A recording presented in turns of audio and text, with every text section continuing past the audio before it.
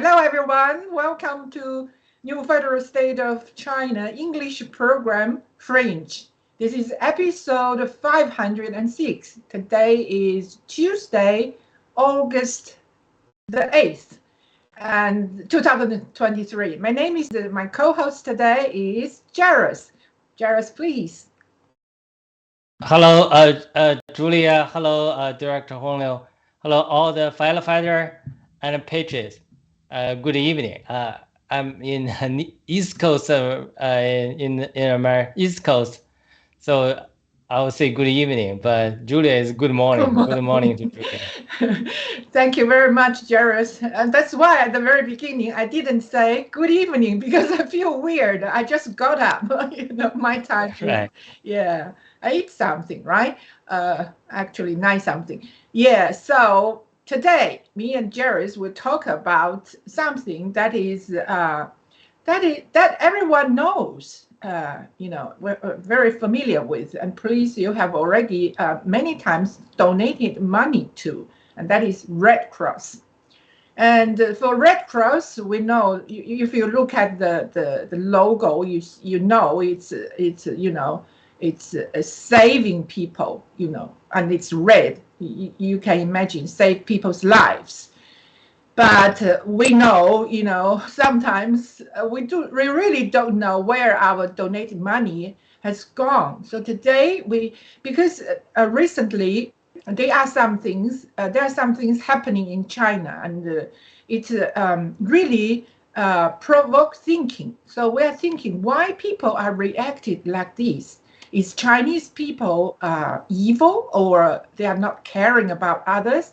The thing is, on the internet, people commented, the flood in North China, like Beijing, Hebei, and Tianjin. These areas were in a lot of trouble because of heavy rain. They say because of heavy rain. We'll talk about that. And so the Red Cross, it's actually, in China, the Red Cross is not a part of the International Red Cross. It's called Red Cross Society in China. So I think they borrow the name, but it's totally, independent. So Red Cross is calling for people to donate. And some netizens said, we want to donate 0.01 yuan. Yuan is Chinese yuan. It's 7 yuan equals to $1, roughly like that.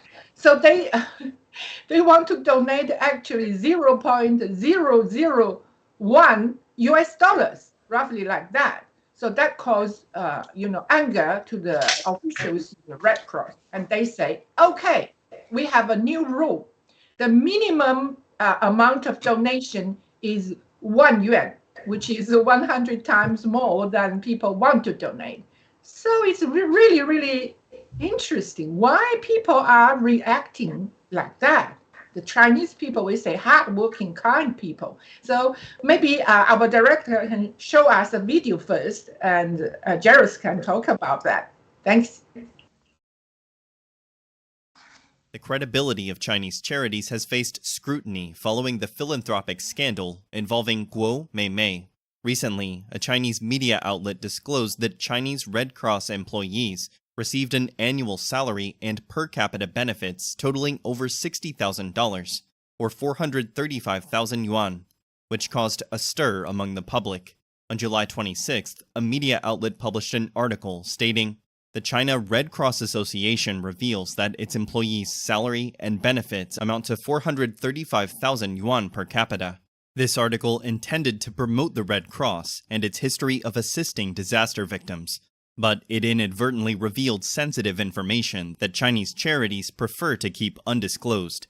The article revealed that the Chinese Red Cross Society's expenses, including basic salary, allowance, bonus, and food allowance, amount to over $3.6 million for its 10 employees. However, an official website investigation showed that the Red Cross Society of China employs 60 state employees, each receiving about $60,000. Furthermore, the China Red Cross Association allocates $312,000 annually for employee housing funds, and incurs $16.6 million yearly for property costs. Comparing these expenditures with goods and services expenditure of about $1 million, it becomes evident that spending on wages and benefits significantly surpasses other expenses. Additional data indicated that the total base expenditure of the Red Cross in 2023 amounts to $5 million, with an average spending of about $60,000. Due to the controversy generated by the published article, the authorities promptly took it down. Chinese netizens have engaged in extensive discussions on this issue. Some individuals commented, "I want to know how many resources they have created and how many useful things they have done," while others questioned the international recognition of the Red Cross Society of China, claiming it is not acknowledged globally. According to public information, the Red Cross Society of China operates as a charity organization under the guidance of the State Council of China. It is not affiliated with the International Committee of the Red Cross. Since 2000, the Red Cross Society of China has encountered challenges in its reform and development, leading to several adverse incidents. Significantly, during the 2008 Sichuan earthquake, the Red Cross Society of China raised a large sum of money, but suspicions are that the donations were embezzled. These incidents include providing luxurious food and drinks to the Shanghai Bay Area Red Cross in 2011, Guo Meimei's ostentatious display of wealth through charity work, delays in donations for a girl with endometrial stromal cancer in Shanxi province, and leaders of the General Assembly were allocated 2 luxury cars each for distributing donation materials during the Wuhan outbreak. Such events have raised questions about the trustworthiness of official Chinese government charities, leading to a significant decline in social donations.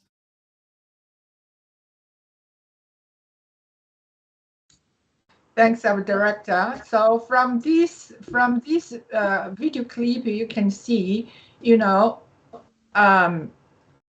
the news. Actually, that news was old one. It's a lady called Guo Meimei. Actually, she was boasting on internet how she was boasting about her luxury bags, luxury car. And she is an employee of the Red Cross, and people knew she had a boyfriend who was the I don't know, it's a division director or a director of the Red Cross, local Red Cross. So people were furious about how they could become so rich by just grabbing donated monies, and that caused a lot of anger already, and that was in 2011. But it's not stopping there, even though they tried. I from another video I saw the authority said she is not a part of Red Cross, and also her boyfriend is not the head of that local Red Cross branch. It's like, you are trying to say it's not me who stole the money. Actually, you were the thief, So it's something in China. They if you think about the way they try to cover up the facts, it's like a kindergarten levels, They try to black is white and white is black, and trying to convince people that is true. And also, I want to add something else, which is nothing to do with the Red Cross donation. That about the people, why people were so angry recently and refusing to donate money. The flood in the northern China. The CCP authorities said it was caused by the typhoon. Kosuri, is it Kosuri or Noksuri? I can't remember. Anyway, it's not. It's a lie.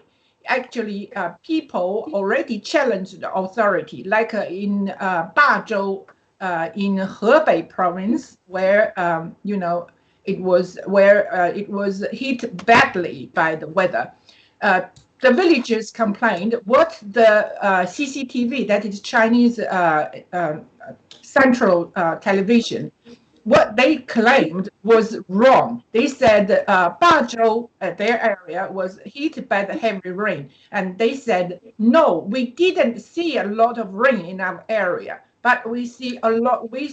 experience a lot of flood in our area because it's the flood were caused by the malicious discharge of the upstream flood because the CCP want to guard their area, their compound, their capital, and that is why the lower stream will suffer, and that caused many people to lose their life, to lose their properties. And that is really, really something that caused netizens and people to be very, very angry. And that's another reason people don't want to donate money, And that is something else I want to add to give a whole picture. But today we talk about Red Cross. And now we'd like to hear from Jairus. Yeah. Thank you, Julia, for bringing up this topic. I was seeing the video image. It was from a few years ago, but coupled well with the recent event, people were not willing to donate, even making fun of a donation to the Chinese Red Cross.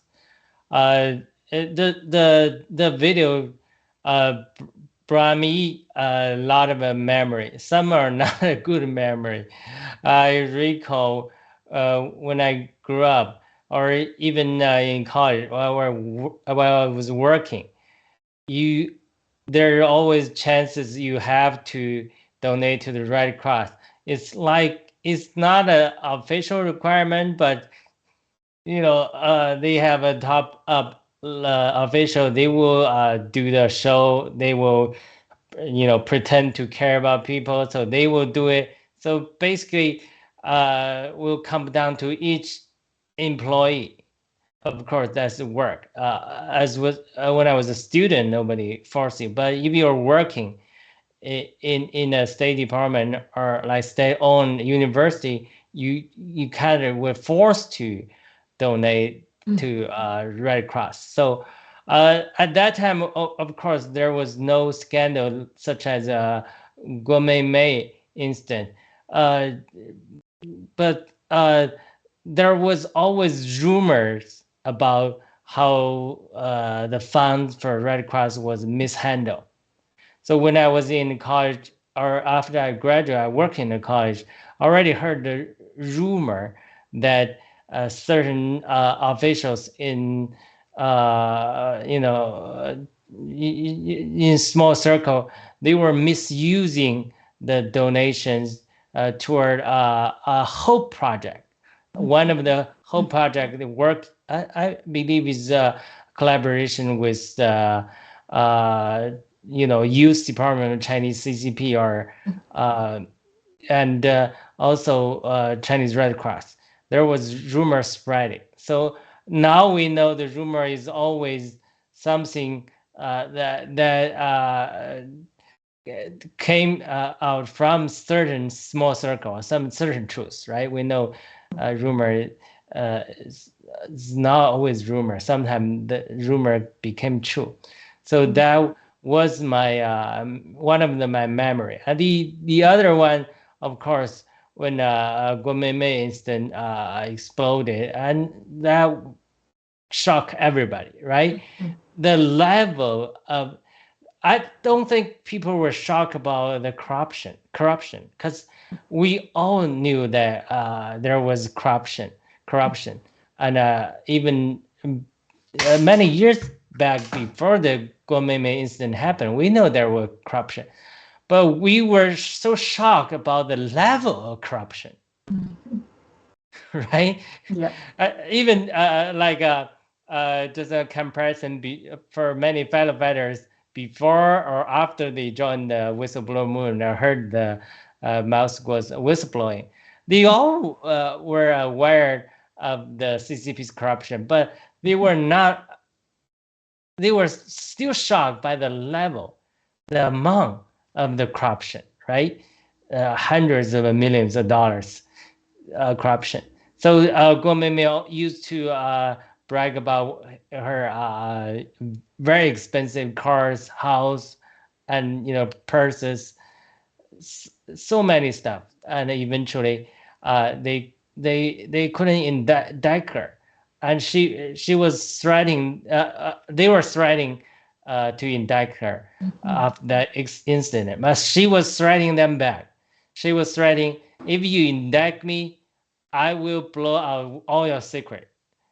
That means she probably had many secrets of their corruption. So nobody touched her for quite a while, until a few years later. That's CCP's always trick. They did not use this excuse, Guomen's incident for related with Red Cross, to indict her, but she was holding a gambling party and was charged to organizing a gambling crime. One of the interviewers, she said, yes, I felt sorry I was organizing gambling events, but I think it's too much for me to be charged as organizing gambling a crime. You know, many cartels may not be charged for that charge, but she was charged like organizing gambling crime. Yeah. She was put in behind the bar for a few years, and of course, she brought a lot of damage to their quote unquote reputation and their interests, so that they hate her very much. But you know, even though the corruption behind the veil are still not fully revealed. So if one day we know how corrupted the China's Red Cross was or is, and we probably will be surprised again. So yeah, I think all the netizens or the Chinese people became smart. They don't want to be used again to be manipulated or to be used for their own gain. I'll comment so far. I will talk a little bit more. Yeah. Thank you so much, Jared. Yeah, what you said always make me think recall a lot of things that happened years ago. One of them was I think about 30 years ago when I was working in China. I was working in the government, and we were called to donate money. And for some reason, I don't know what happened, but for some reason later they said, okay, you don't have to do it yourself. We'll do it for you. How? They did like this. They said, next month, you will not receive your salary. Your salary, the whole amount of your salary will be donated to the Red Cross. And that was one of the disasters, like a flood, something like this, or earthquake. You know, it happened a lot in China about this. And, you know, donation is your own willing. And you can donate maybe much more, maybe a year's salary, not just a month's salary, if you are able and willing. And if you are in poor, situation, probably 1 month's salary was really a lot. And from what I heard from the, colleagues there, many people complained. Many people. First, they said, it's a lot. It's a lot of money, 1 month salary. Second, they say, it's up to me how to donate and how much to donate, why you force me to do so. But that was some of the many complaints. In China, you live in complaints. Eventually, you can't complain because you will bury yourself in it. And there is no way for you to really make it happen in China, because the authority is the upper hand. It's just oppressing you all the time, suppressing all the time. So people really are living in poverty. Actually, we really need to know the truth. Only by knowing the truth can we make our decisions if we should do something or not, if this evil CCP should be eliminated, or we should we regard the CCP as our parents, or even the party who are dearer than our own parents, our mother and our father. So it's the truth is the most important. So we always say that the truth will always prevail. It will not. It might be delayed, but it will definitely come. And that's the thing. And this reminds me about 2.5 years ago in China. There was a girl, a student actually living in poverty, and her name is Wu Huayan. She was very fragile. She was only about 20 kilos, 21.5 kilos, that light. And she was and people were calling because it's really, really, hard to see, and people want to help. So people called for donation and created 2 platforms.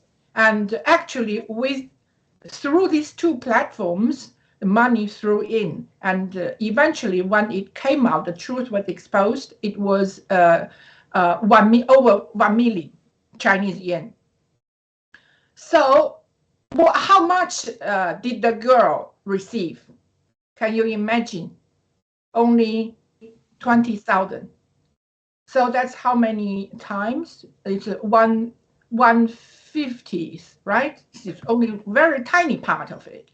So this is typical things in China. And that's why people are realizing they are becoming, like Jared said, they are becoming more and more clever, because they hear, bits and pieces, and they put things together, they get the puzzle together, and they know the whole picture. It's the corruption of Red Cross. And why Red Cross is corrupted? Because the whole CCP system is a corrupted system. So that's why people try their best to grab either money or property. And the funny part was, like in China, in one of those donations, the authority of the Red Cross said, please donate only money.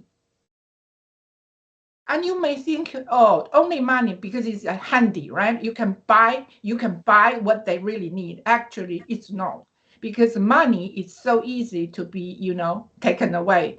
And if you donate, things, and they have to sell the things and change it to money, and they did actually. Some of the good clothes, people donated the good clothes from Hong Kong, from Taiwan.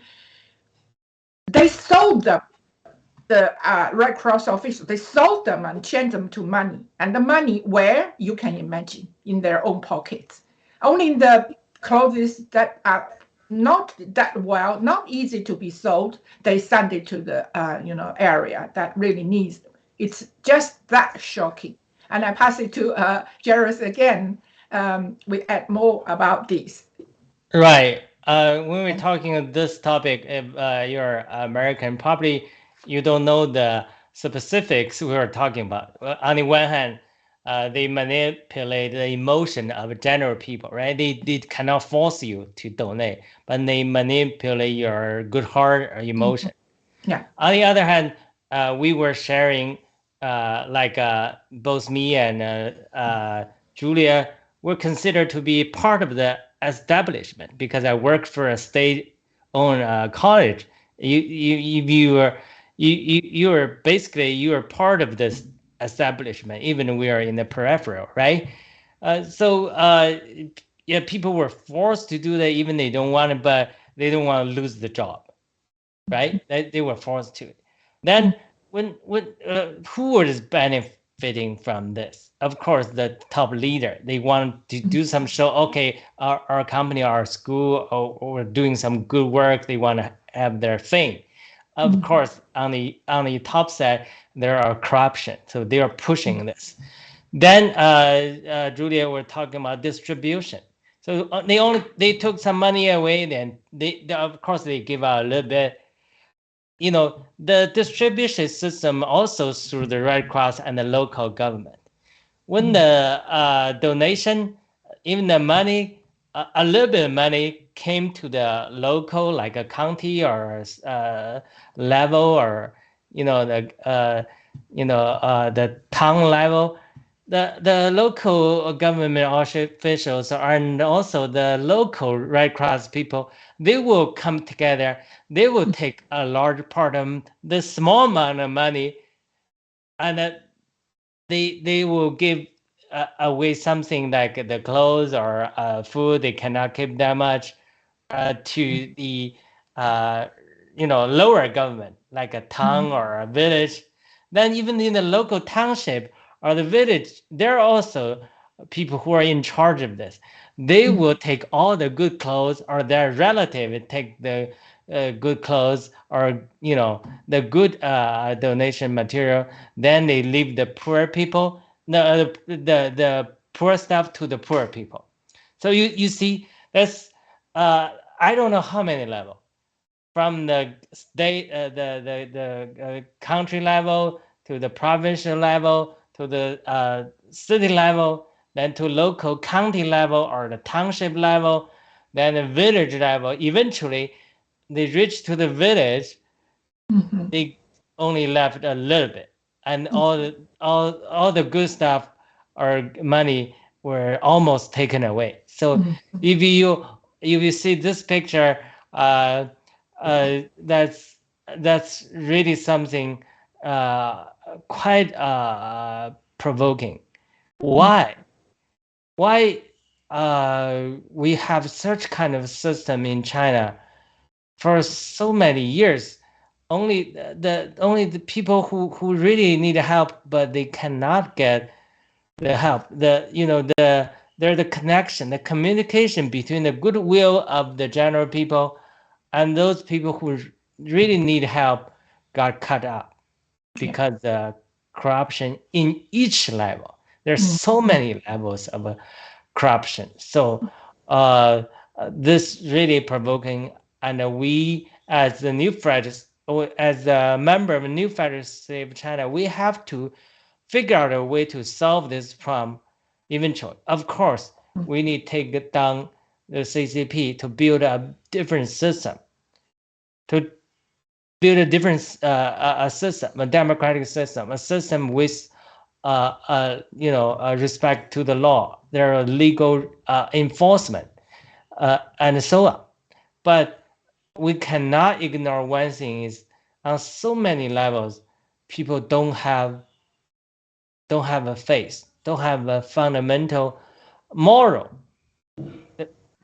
They just, if you don't have a moral ground, if you don't have a faith, how many supervisor or legal inspector you're gonna dispatch out throughout the country to country level, state level, provincial or state level, or city level, or township level, or village level? I don't know how many villages there are. There are 20,000, 30,000, or 50,000 village. Even there even a disaster involved not the whole country, but even only several provinces or several countries. There's still a lot of work to be carried out. You have to rely people on to distribute this stuff. But whenever this thing happens, people will take advantage of this. Their corruption will go out. Eventually, still lie down. There's just no basic moral value, no faith, no good character.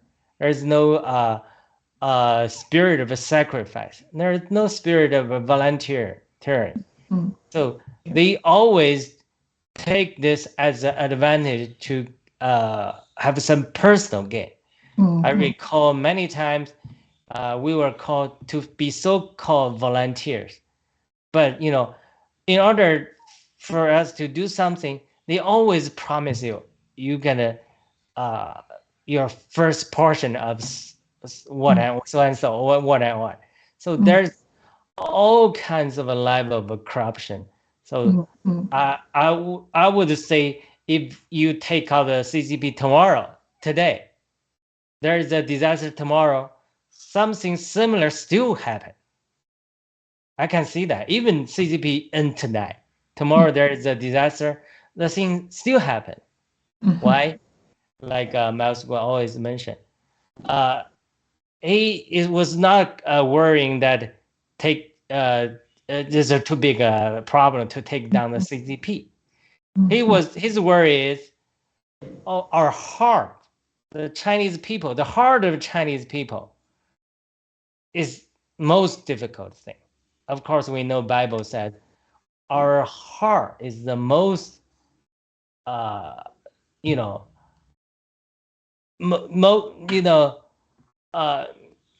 I forgot the verse, but my heart contains a lot of guilt, right? You cannot trust people's heart. So that's why, as a Christian, I remember when you fight of slave China, we have to go back to the basic level to awaken people's spirit, to tell them there is a God, there is a judge, there is a final judgment. Whatever we do, there will be consequences, whether in this life or next life. Then you have to have, then you can have a moral people. I recall one of the founders of the United States, John Adams, I forgot, but probably Adams.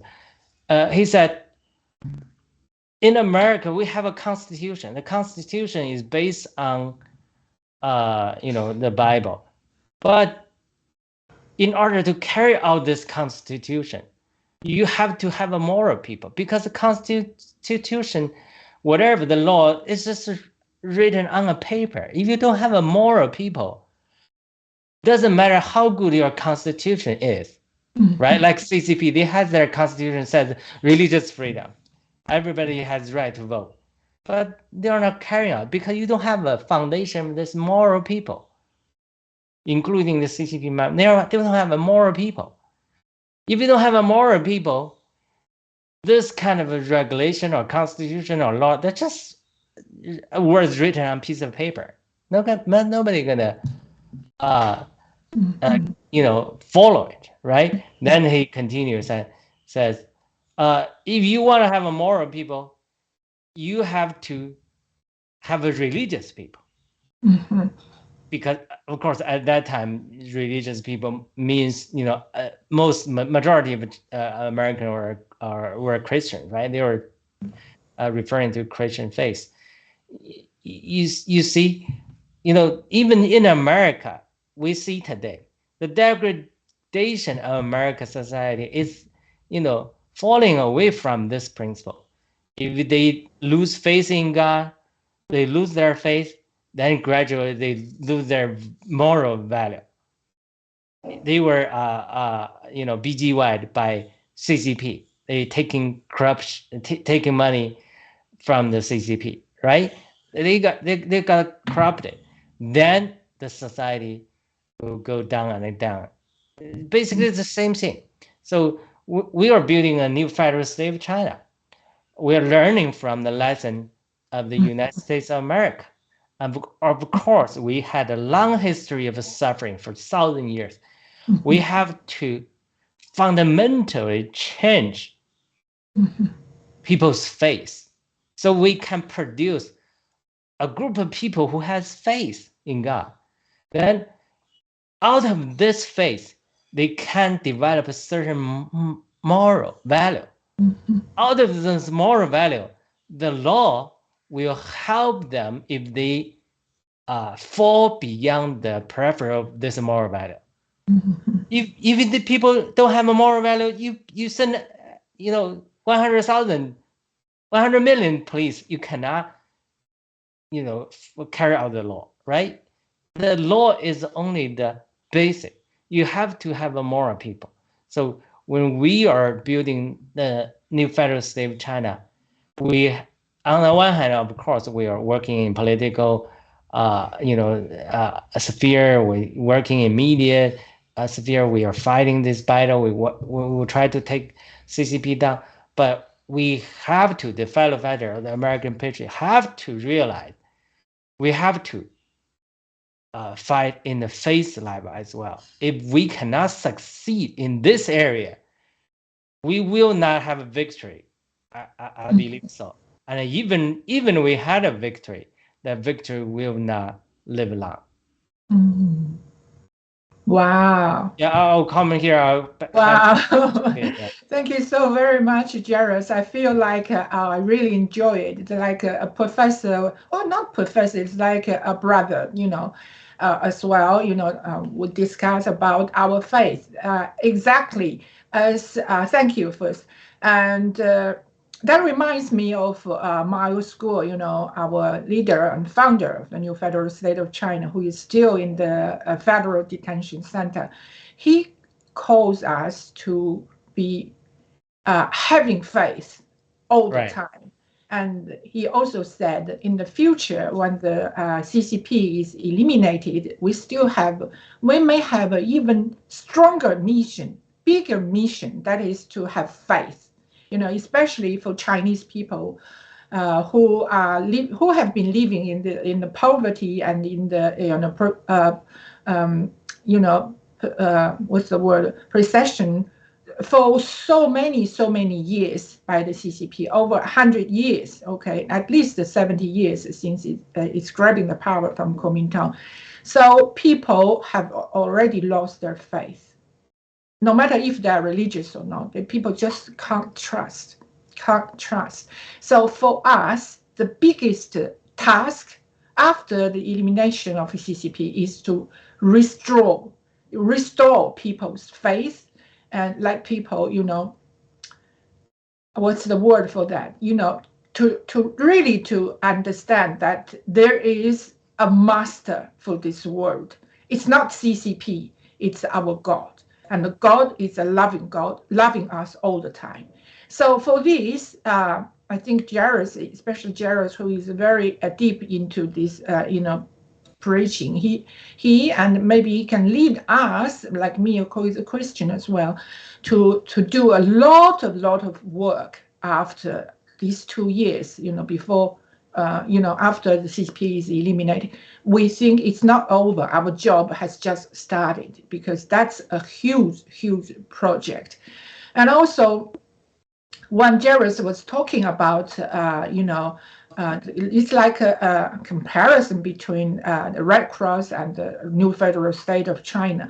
It reminds me of a lot of, good things or donations that Miles Guo has been dispatching, locating the, what's the word, to how to use the money, our donating money. We all have donated a lot of money to the we don't call it Red Cross, it's a Rule of Law Foundation, right? We have the new federal state of China. We have Rule of Law Foundation, Rule of Law Society. All the fellow fighters have donated many times to it. And we could see how the money has been spent. We see, it aids those volunteers who could go to the Poland Medica, the center for the rescue of the Ukrainian people, and we could see that so many people have been helped and rescued or sent to other countries in the European country, to their relatives, like that. And they worked for so many months, and all the money they used there for their accommodation, for their work done there, all from the new federal state of China's Rule of Law Foundation or Rule of Law Society. That is from us, every single donate people who would donate money there. So we feel the money is being used into good use, and you feel great and you want to do more. And that's why, like me, I think many of us have donated many times. We have a routine, to set it there, and it will donate it automatically from your computer system. It's like that. And also Also, what I can recall is the great, there are many actually, but also the great was for the rescue of people, the new federal state of China fellow fighters who were prosecuted in some other countries when they went there. And because of their work, their work was exposed and their image was exposed, and they were, caught in other countries. And Mao's school anytime would try his best to rescue our fellow fighters. And that even inspires every one of us to donate even more, because we know we are donating the money for ourselves, because we are one of the fellow fighters. So that's a very good circle, you see that. But in China, it's just the opposite. It has already becoming, a vicious cycle, from top to the lower level, like Jared mentioned, many levels, even to the county, to the, from top to the bottom. It's all corrupted. The people said, if I don't do it, I will be a fool. Everyone is doing this. Why I don't do it? So Red Cross is not exception. The Red Cross people commented, Red Cross has already become a Black Cross in China. And that's really sad to realize it and to know it, actually. And that's why people don't want to donate money anymore. And that answers our question at the very beginning. Why the Chinese people don't want to donate money? If they have to, they donate 0.01 yuan, which is about 0.001 US dollar. Why they do that? Because they are wakening up. And they know they don't want to be fooled anymore. And of course, I know if they are fellow fighters of the new federal state of China, they want to donate their money to our foundation, the Rule of Law Foundation, because they know the money is into good use. And that's great. So when we talk about this, I feel like very excited. First, I feel like in the new federal state of China, we'll have a great system to prevent all the problems or mistakes. We learn, like Jared mentioned, we learn from our mistakes, right? We have to do this. Otherwise, we can't progress. And second, we'll have to make our faith more solid. And that is even more powerful. And I feel for myself, I feel a great mission, which is just starting for myself. And I think for many of us as well. I feel so excited. And thank you so very much, Jared, for, each time when we discuss about topics, you always make me to think. You are very thought-provoking in your topic. Thank you very much for that. And thank you to Hong Liu. And thank you to all our audience for your company. Yeah, so we'll see you next. Maybe Jared need to mention something before we close? Oh, no. Okay. Thank you so much. So in that case, we'll see you next time. Thank you, everyone. Thank Have a you. great See day. you.